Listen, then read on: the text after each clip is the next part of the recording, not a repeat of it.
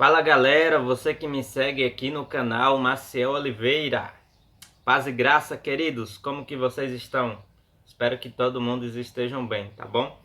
Então hoje eu irei falar sobre um assunto muito interessante. Hoje eu vou falar sobre um santuário na terra. Esse assunto provavelmente nem todos conhecem, é um pouco desconhecido para muita gente, tá bom? Por isso é importante a gente falar sobre ele, não é? E para você que não é inscrito ainda no meu canal, por favor se inscreva, deixe o seu like e também ative o sininho das notificações. Ok, então o texto-chave que a gente vai ler hoje para poder falar sobre o santuário é Êxodo capítulo 25, verso 8. Aqui já estou com minha Bíblia aberta, tá bom? Em Êxodo capítulo 25, verso 8. E você pode também abrir sua Bíblia e acompanhar junto comigo. Então vamos lá, verso 8 diz assim: E me farão um santuário para que eu possa habitar no meio deles. Deus fez um pedido especial para Moisés, para que Moisés fizesse um santuário para habitar no meio deles. Olha só que interessante. Esse texto ele retrata a seguinte história: não é o homem buscando a Deus, mas sim Deus buscando o homem. Isso a gente percebe ao longo das escrituras. Por exemplo, lá em Gênesis, quando Adão pecou, errou e Adão se esconde, Deus fala assim: olha, Adão, onde é que você está, né? Quer dizer, Deus ele veio em busca ali do homem. E interessante porque lá no início, Deus ele tinha um contato direto com Adão, ele falava face a face com Adão.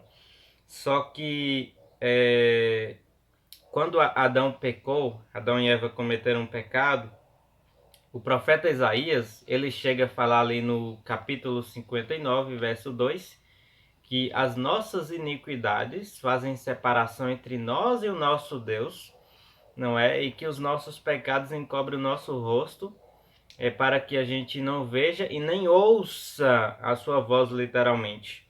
Então o pecado ele fez uma barreira entre nós e Deus. E quanto mais o mundo se enche de pecado, quanto mais o pecado ele aumenta, mais a humanidade se encontra distante de Deus. Então, dentro de um período aqui mais distante, depois de Adão, Deus fala com Moisés, fala: olha, Moisés, faz um santuário aí para que eu possa habitar no meio de vocês. Então, que mostra que Deus ele quer estar perto do seu povo, ele quer estar próximo do seu povo, tá bom? Agora o verso 9 do capítulo 25 ainda de Êxodo, fala assim, ó: segundo tudo que te foi mostrado para modelo do tabernáculo e para modelo de todos os seus móveis, assim mesmo o fareis. Muito bem, então Deus pediu para que Moisés fizesse um santuário, mas que fizesse segundo o modelo que ele mesmo, Deus, daria a Moisés. Fez Moisés ver. É como se Deus tivesse dado para ele uma planta, tá bom? Como se tem hoje aí as pessoas que vai fazer casa, né? Eles têm uma planta para poder fazer, um modelo. Então Deus deu um modelo para Moisés fazer conforme ele queria que o fizesse. Ok, então como que era o santuário? Eu tenho aqui algumas informações, não sei se vocês vão conseguir ver. Muito bem. Aqui eu tenho o santuário na parte de dentro, tá bom? Mas aqui você tem aqui o santuário, como que mais ou menos ele era. Aqui é um lugar chamado pátio, e aqui você tem o santuário tabernáculo, que tinha dois compartimentos, ou dois quartos para você entender melhor, que é aqui a parte de dentro, ó. Aqui é um compartimento e depois dessa cortina aqui é o segundo compartimento. Ok, então você tinha os móveis no santuário. Os móveis que tinha no santuário, você tem dois móveis ali no lugar pátio, tá bom? Então no pátio você tem a pia com água, você tem uma pia com água e você tem também o altar de sacrifício. Então a pia com água era para que o sacerdote se lavasse. E o altar de sacrifício era um dos animaizinhos ali eram sacrificados e também queimados. Ok. Aí você tinha no lugar santo, que era o primeiro compartimento dentro do tabernáculo. Então, no lugar santo você tem você tem três móveis. Então você tem o candelabro, que também é chamado de castiçal, que era onde tinha ali as 7 lâmpadas. E essas lâmpadas elas serviam para poder clarear o santuário, iluminar o santuário, para que o sacerdote ali pudesse ministrar com clareza.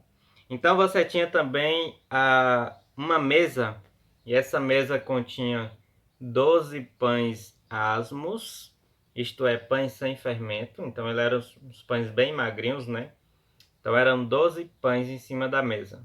E você tinha também o altar de incenso. Então o altar de incenso é mais ou menos aproximadamente como se fosse hoje aquilo que a gente chama de bom ar. Então quando o ar não está com, ou algum ambiente não está com cheiro muito bom, você passa lá o bom ar para que fique. Então, por exemplo, ali era aspergido sangue dentro do santuário e ficava aquele mau cheiro. Então, eles precisavam acender ali todos os dias o altar de incenso para que o incenso aliviasse ali aquele mau cheiro, tá bom? E você tinha também o outro lugar chamado lugar Santo dos Santos, que é o segundo compartimento, chamado também de Santíssimo. Tanto faz Santo do Santo como Santíssimo. Você tinha lá a Arca da Aliança. E dentro da Arca da Aliança você tinha as 2 tábuas de pedra com a lei de Deus. Aquelas tábuas lá que Deus deu para Moisés no Monte Sinai, que ele mesmo escreveu, que está descrito ali em Êxodo 31, versículo 18. Ok? E em algum momento da história também ia ter dentro dessa Arca da Aliança o maná e o bordão de Arão que floresceu. Ok, então pátio, lugar santo e lugar santíssimo. E o que era ministrado nesse santuário? O que acontecia? Ok, aqui no livro de Êxodo, capítulo 29, nós temos aqui uma informação importante. No versículo 38 e 39 fala assim: isto é o que oferecerás sobre o altar, ali o altar de sacrifício. 2 cordeiros de 1 ano, 2 cordeiros de 1 ano, cada dia, continuamente. Então tinha um trabalho a ser realizado ali todos os dias. Aí o verso 39 fala assim: um cordeiro oferecerá pela manhã e o outro ao pôr do sol. E aí os versos 40 dá continuidade ao processo, mas aqui já dá para a gente entender. Então todos os dias eram mortos cordeirinhos de 1 ano. Era um de manhã e o outro à tarde. Para que eram esses cordeirinhos mortos, Marcel? Então, uma informação importante é que Deus pediu para fazer um santuário porque tinha ali pelo menos alguns objetivos. Então, primeiro, Deus queria estar próximo do teu povo, queria estar junto do seu povo, habitar no meio deles. Deus queria também mostrar para o pessoal que viveu ali na época do Antigo Testamento o plano da salvação. Então o santuário e a lei, toda a lei cerimonial, ela foi uma maneira pedagógica que Deus utilizou para poder ensinar o plano da salvação. Então a gente chama também de lei tipológica, né? Então a lei tipológica é o tipo com o antitipo. Você tem o tipo que é a sombra e o antitipo que é a realidade. Então o cordeirinho que era morto ali era o tipo, a sombra, e Jesus, que é o Cordeiro de Deus que tira o pecado do mundo, é a realidade, é o antitipo. Quando esses dois se encontram, aí agora o que era a sombra não precisa mais ser realizado. Explico isso um pouco mais à frente. Então esses cordeirinhos eram mortos pelo menos para 2 grupos de pessoas. Quem sabe para judeus que estavam ali distante, até mesmo presos cativos em algum lugar, e não tinham como sacrificar pelos seus pecados. Então, nesse caso, Deus ordenou que tivesse isso, esses 2 cordeirinhos todos os dias morrendo, para que eles pudessem ser beneficiados com o perdão. Também para aqueles que eram pobres e não tinham muita condição ali de sacrificar, ou que morasse distante, não tivesse como ir ao santuário, porque também você tinha oferta pelo sacrifício, na oferta pelo pecado, desculpa, oferta pelo pecado. Então eu, pecador, cometi um pecado. O que é que eu tinha que fazer? Eu tinha que pegar um cordeirinho, levar até o santuário, ou um outro animal, dependendo do pecado, levar até o santuário, e lá eu ia matar o cordeirinho por causa do meu pecado. Então isso mostra pra gente o seguinte, que o pecado ele exige morte. Isso a gente vai ver em Romanos 6:23, que o salário do pecado é morte. Então quando alguém pecava, alguém precisava morrer. Mas esse alguém não era eu que cometia o pecado. Eu ia lá e matava um animalzinho por causa do meu pecado. Aquela cena tinha que doer dentro do meu coração. E eu era orientado pelo sacerdote. Olha, por causa do seu pecado, esse animalzinho está morrendo. E esse animalzinho ele é símbolo, né, de que um dia vai vir o Cordeiro, o verdadeiro Cordeiro de Deus, morrer pelos pecados de todo mundo. Certo? Isso era ensinado no santuário. Ok.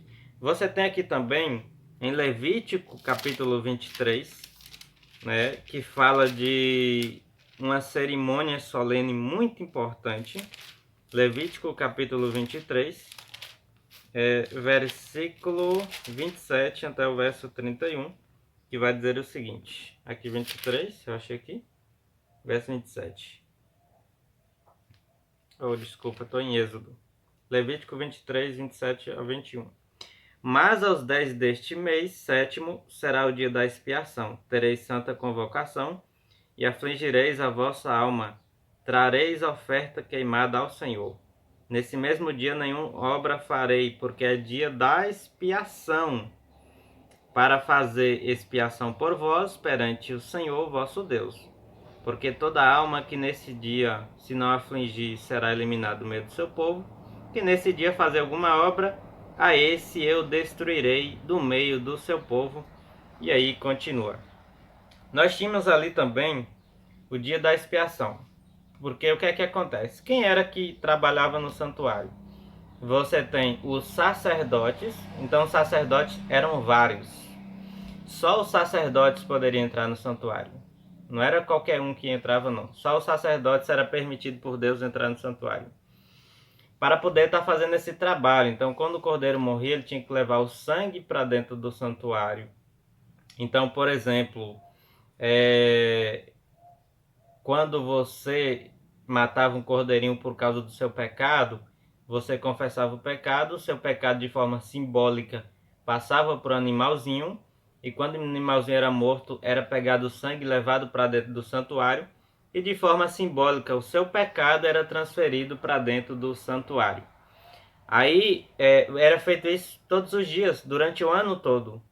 E aí ia sujando o santuário, sujando, né, ali uma demonstração do registro do pecado dentro do santuário, e também toda a sujeira ali de sangue. Aí uma vez por ano era necessário que esse sangue fosse removido, esse simbolicamente pecado que estivesse ali dentro, registro, fosse removido de lá de dentro. Então era o chamado dia da expiação. Então ia ser feita a purificação do santuário. Você encontra isso também no livro de Levítico, capítulo 16. Ali retrata todo o dia da expiação, o que é que acontecia lá. Então, o sumo sacerdote, que era o único que poderia entrar no lugar santíssimo, isso uma vez por ano, só ele poderia entrar, certo? O sumo sacerdote era o líder espiritual maior em Israel. Ele primeiro matava um novilho por si e pela sua família, tá bom? E esse era um dia de solenidade. Era um dia que todo mundo tinha que estar contrito, arrependido, porque ele ia ministrar para tirar todo o registro dos pecados cometidos durante o ano, e se tudo desse certo, o povo estava perdoado. E ele tinha que pegar 2 bodes. Um lançava sorte sobre os dois, o que caía ia ser morto para o Senhor, e o outro para bode Azazel ou bode emissário. Ele pegava o bode que caía para o Senhor, e ele fazia o sacrifício com esse bode através do sangue dele, fazia a purificação do santuário. E tudo ia ser agora lavado, começando do Santíssimo para o lugar santo e vindo para o pátio. E aí ele fazia toda a purificação do santuário com o bode, primeiramente com o bode que foi para o Senhor. E o bode Azazel emissário só entra em ação depois.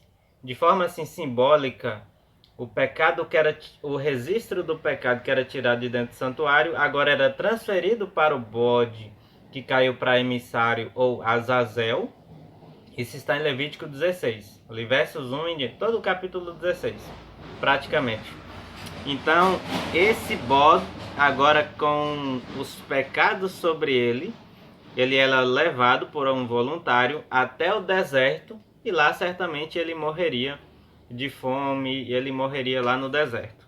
Ok? Então, a purificação do santuário era realizada pelo sumo sacerdote uma vez por ano. E quando é que tudo isso, Marcel, deixou de ter, assim, validade? Por que as pessoas hoje não matam mais cordeirinhos? O que foi que aconteceu? Quando a gente vai para Mateus capítulo 27, aqui diz o seguinte, verso 51 em diante. Eis que o véu do santuário se rasgou em 2 partes, de alto a baixo, tremeu as terras e fenderam as rochas. E aí os versos eles continuam. Então, quando Jesus morreu, o véu do santuário rasgou de cima a baixo. Quando rasga de cima a baixo, é uma indicação de que é o próprio Deus que está fazendo isso, que é uma obra de Deus, uma obra divina do céu e não do homem. E quando Deus ele faz isso, ele está dizendo para o seu povo o seguinte: olha, vocês não precisam matar mais cordeirinhos. Não precisa aqui na terra mais essa divisão de lugar santo e santíssimo. Não precisa mais agora de sacerdote para ser intercessor pelo povo. Não precisa mais ser de sumo sacerdote para realizar juízo entre o teu povo, porque o dia da expiação era um dia de juízo para o seu povo, tá bom? Então ali se consumou todo aquele cerimonialismo que o povo fazia de animaizinhos. Então a lei cerimonial, ela se encontrou, que a lei cerimonial era a sombra, era o tipo.